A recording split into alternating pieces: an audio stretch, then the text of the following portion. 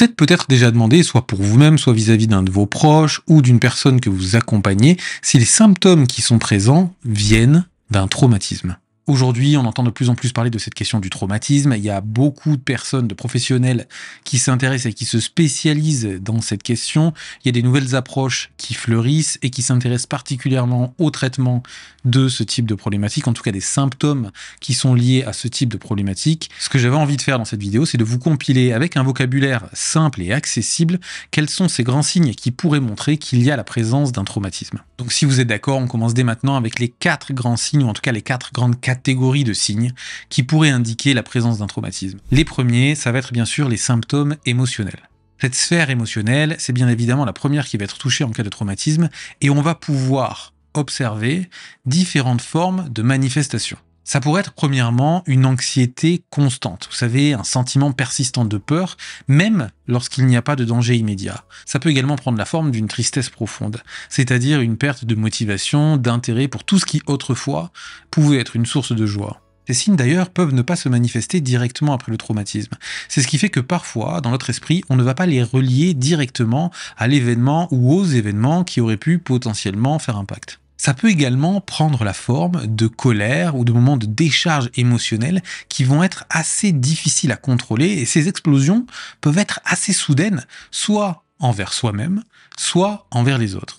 Maintenant, un autre type de symptôme émotionnel, ça va être le fait de développer une forme de honte par rapport à ce qui a pu se passer, de culpabilité, et on peut avoir des pensées irrationnelles du type « c'est de ma faute », même si c'est pas le cas. Il y a d'ailleurs une phrase qui est souvent prononcée par les professionnels du traumatisme aux personnes qui ont pu le vivre, c'est le fait qu'elles doivent se pardonner le tort qu'elles ont pu subir. Ça peut sembler très paradoxal quand on le vit comme ça, mais pour une grande majorité des personnes qui ont vécu un traumatisme, ça fait sens, puisqu'elles savent très bien de quoi il est question quand on leur parle de cette honte, de ce sentiment de ne pas avoir pu soit défendre son territoire, soit défendre ses proches, ses enfants, etc.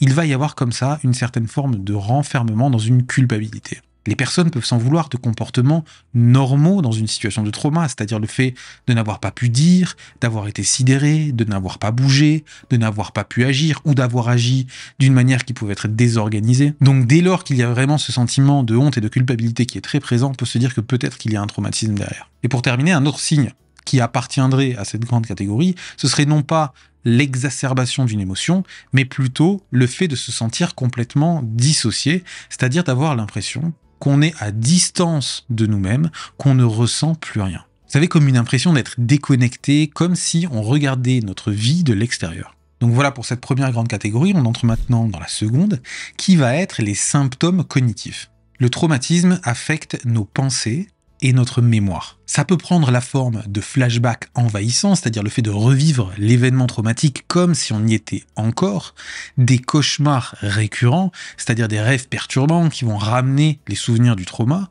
Ça peut aussi être des difficultés de concentration, vous savez, le fait d'avoir ce sentiment de brouillard mental qui va rendre en fait toutes les tâches qui pouvaient être simples assez compliquées, et le fait qu'il va y avoir aussi des troubles à un niveau attentionnel, c'est-à-dire vis-à-vis de sa capacité à maintenir son attention sur une tâche en particulier. Il peut également y avoir des troubles de la mémoire. Ça peut aller du fait d'oublier des détails clés de l'événement, comme des pans entiers de son histoire. Et enfin, ça peut prendre la forme de pensées catastrophiques, c'est-à-dire de toujours imaginer le pire des scénarios, même dans des situations qui sont des situations assez banales de la vie de tous les jours. Tous ces signes, en fait, ils montrent bien à quel point notre cerveau est resté branché dans un état d'hypervigilance. Troisième grande catégorie, on peut avoir des symptômes physiques. Le corps, tout comme l'esprit, est profondément marqué par le traumatisme. Il peut y avoir des réactions de sursaut, vous savez, le fait de sursauter au moindre bruit ou surprise, comme si le danger était toujours là et présent. Ça peut être une tension musculaire, un corps constamment crispé, qui peut provoquer même des douleurs et des migraines. Il peut y avoir également des troubles du sommeil, une difficulté à s'endormir ou des réveils fréquents pendant la nuit, une fatigue chronique, un épuisement permanent, même après du repos, et pour terminer, des symptômes somatiques. Ça peut être des douleurs inexpliquées comme des maux de ventre ou des migraines qui sont souvent liées au stress. Et tout ça, ça montre bien que le traumatisme, ça se passe pas uniquement dans la tête, mais ça se vit aussi dans le corps. Et enfin, la quatrième grande catégorie de signes, ça va être les symptômes comportementaux. Le traumatisme peut influencer nos actions et nos interactions. Ça peut être vis-à-vis de comportements d'évitement, le fait de fuir des personnes, des lieux ou des situations qui vont rappeler de près ou de loin l'événement qui a été vécu. Il peut y avoir également un isolement social, c'est-à-dire le fait de couper les ponts avec les proches ou se retirer du monde extérieur. Des comportements autodestructeurs. Ça peut prendre la forme d'abus de substances, de comportements à risque ou d'automutilation.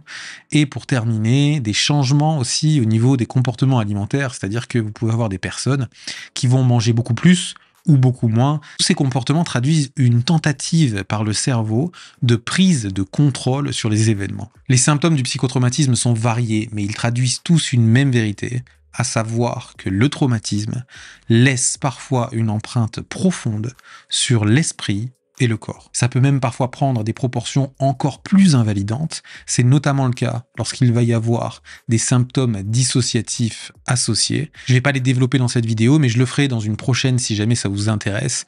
En tout cas, sachez que quelle que soit la profondeur des marques qu'a laissé le traumatisme, il y a toujours une voie de traitement. Il y a aujourd'hui énormément de professionnels du monde de la santé mentale qui sont formés et spécialisés dans la question de l'accompagnement du traumatisme. Donc si vraiment vous pensez que vous avez un de ces signes, n'hésitez absolument pas à aller consulter, à aller chercher l'avis d'un spécialiste. Ne restez pas seul dans ce type de circonstances et si c'est une personne que vous accompagnez, n'hésitez pas non plus à l'orienter vers un professionnel adapté pour qu'il puisse traiter cette question du traumatisme avec elle. J'espère en tout cas que cette vidéo assez simplifiée aura pu vous apporter quelques éléments de réponse si vous étiez venu en chercher. Et en ce qui me concerne, j'ai déjà hâte de vous retrouver dès la semaine prochaine pour une nouvelle vidéo qui s'intéresse à la psychologie et plus particulièrement à l'approche systémique. Et en attendant, comme d'habitude, prenez bien soin de vous.